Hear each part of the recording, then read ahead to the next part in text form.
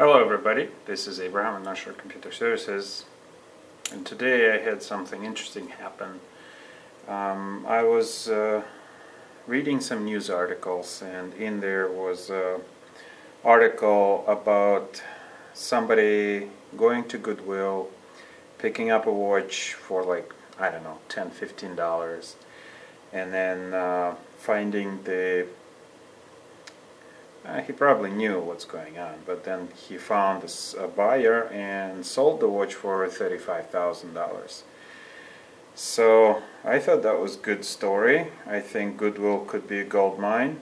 I mean, you can't expect to find gold mine at Goodwill just at will, or I should say gold, not gold mine. But I was passing by Goodwill today, and I thought I'd stop in and see if I could pick up some gold. And here's what I found. So price $3.99 from Goodwill. Now this thing jumped at, no, it didn't jump at me. I kind of looked around, and there was quite a bit of electronic garbage there, and most of it was worthless. By itself, this piece is worthless. That's probably what happened to it. Somebody, that's how it was, just laying just like that. I don't think anybody, well, I shouldn't say anybody, I was, but too many people who go to Goodwill would see this as any potential gold piece. Okay, so what is it? For those who know, this is a USB Xchange. On eBay, they're sold about $175. They're not easy to find. I mean, they're available, but not very easy to find. This one is made by, just peel this back, peel the price sticker back. I looked at it at Goodwill. Adaptec. This company was big in its time. So, what the hell is this?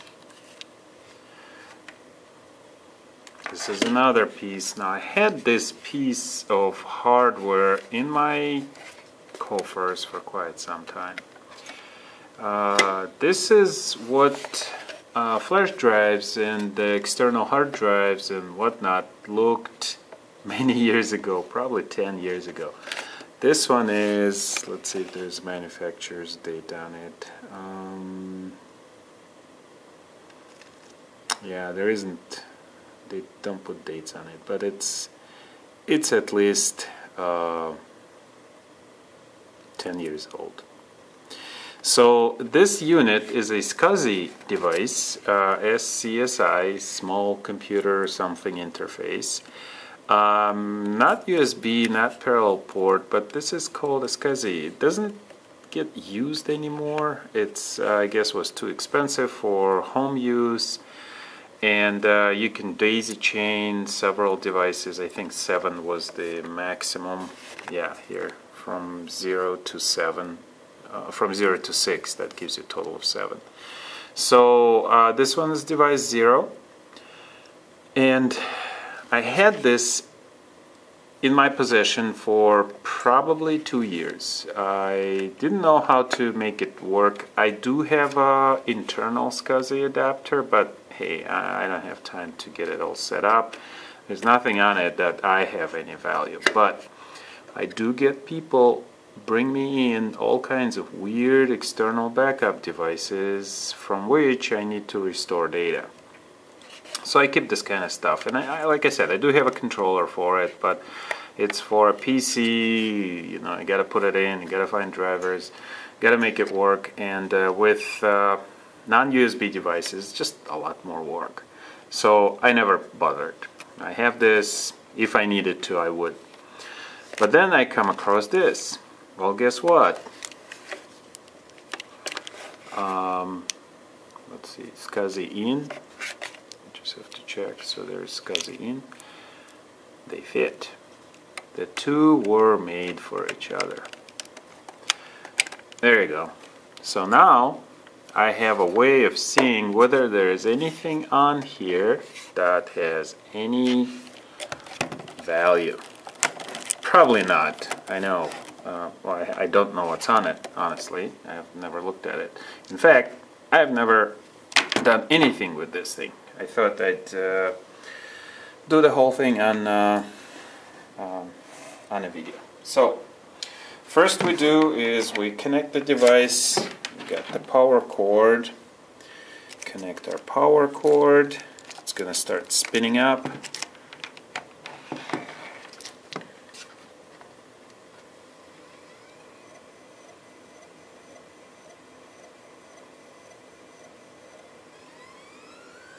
Those sounds on a hard drive would make you freak out. Like, oh my god, nothing's working. This one's okay. So, by just plugging it into a computer, it won't work. We need a driver. So, there's the Google. We put USB, no, not USB, Adaptec USB 2, and it's prefilling to Xchange. Okay, USB to Xchange. That's what it's called. Adaptec USB number 2 X and then change. So that should take us. And Adaptec, it doesn't really support this device, but they do provide the driver for it. The driver is unfortunately for Windows XP, Windows XP Millennium 98 2000. So you do get documentation, and I did look at this page first. So there's our Windows XP. Just download the driver.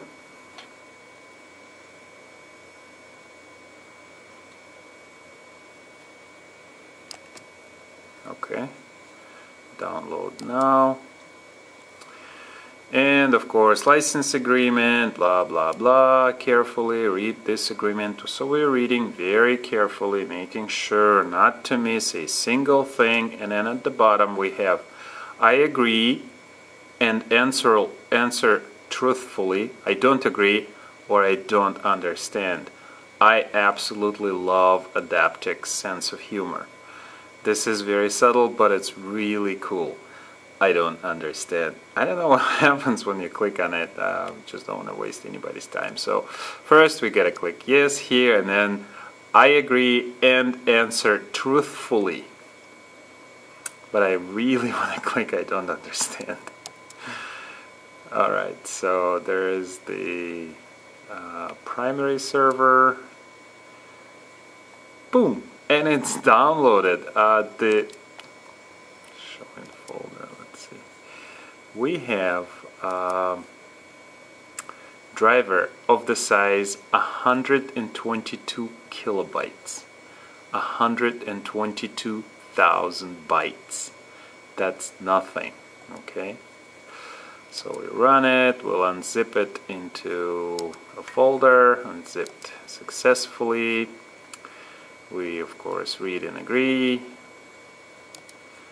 and we go to where that folder got created, and it's in the root, and there it is. So as I looked at the driver before, this is Windows XP, this is 2098. So XP is basically in the root of the directory. So now we are going to connect our, align it correctly. So we got it connected. Now it's going to complain that the driver doesn't exist. Just move it closer. Don't want to look for it. Click next. Install from specific location. We pick the location, which is Adaptec USB to Xchange, and then just OK. Click next. I wish driver installation would be this easy with Windows 7s, Windows 8. It's just crazy how much stuff you have to jump through to get those installed. And 122,000 bytes, non-existent. You get DVDs with 6 gigabytes of garbage with it. Come on, people, it's not that difficult. Alright, finished. So our Adaptec has been installed. Oh yeah, I see. It wants... Okay, we'll just give the same location. Maybe there's like 2 parts to that driver. Okay, continue.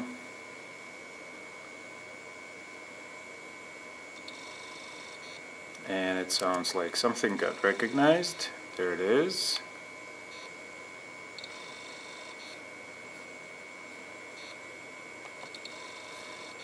And let's see, what is it gonna do?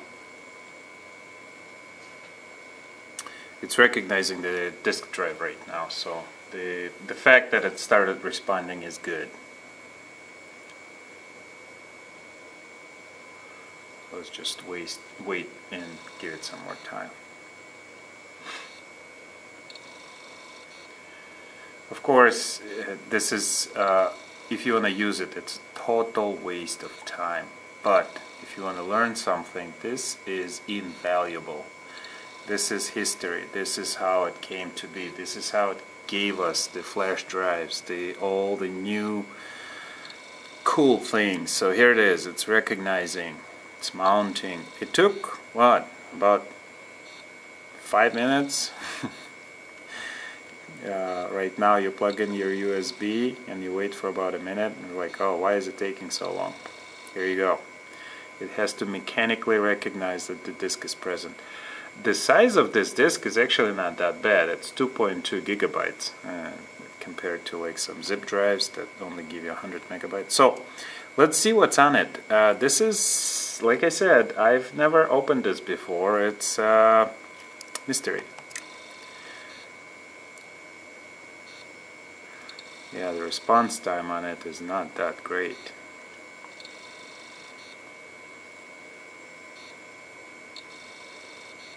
I knew it worked, so unless I dropped it or something, or somebody dropped it before it got here. But it came from a working environment.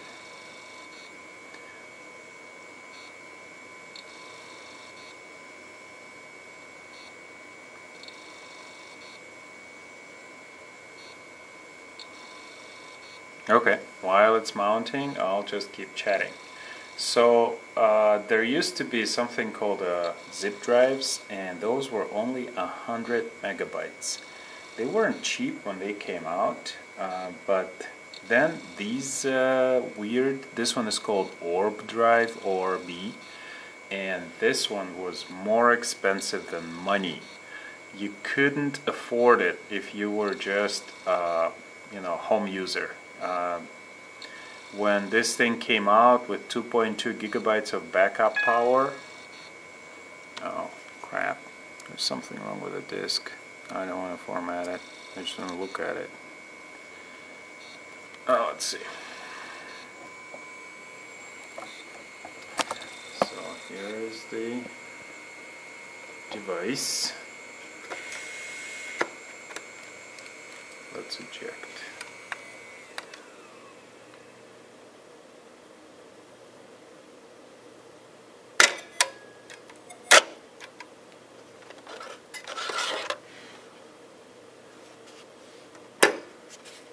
There's the external hard drive, one platter.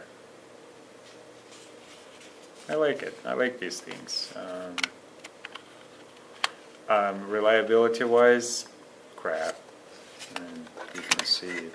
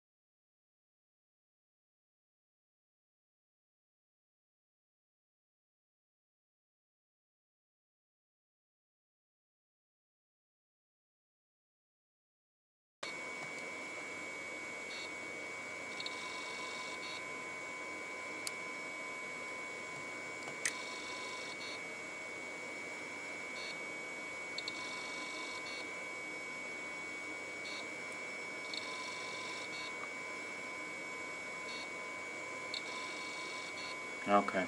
Well, this thing was laying around for quite some time. Might be that the disk has gotten bad. You don't want to leave those disks inside with heads, and if they're not parked. Actually, the head might be bad too. Anything could be bad because it's a mechanical technology.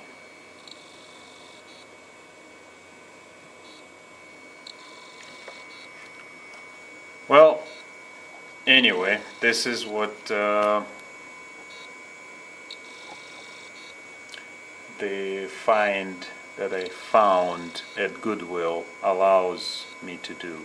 And I actually have a tape drive that can also be connected via scuzzy. So just thought I'd share that there are some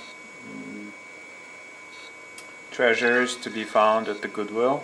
Well, let's see if we can format it. I don't really have anything on there.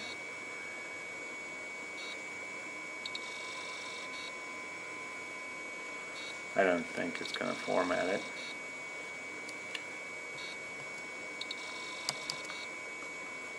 Nah, it's not doing anything. But it doesn't mean it doesn't work. So I just don't have any patience for it right now. But as I was saying, there are treasures to be found at Goodwill. Support it. I support it. I find that it's an interesting place to find stuff. Thank you for watching and enjoy.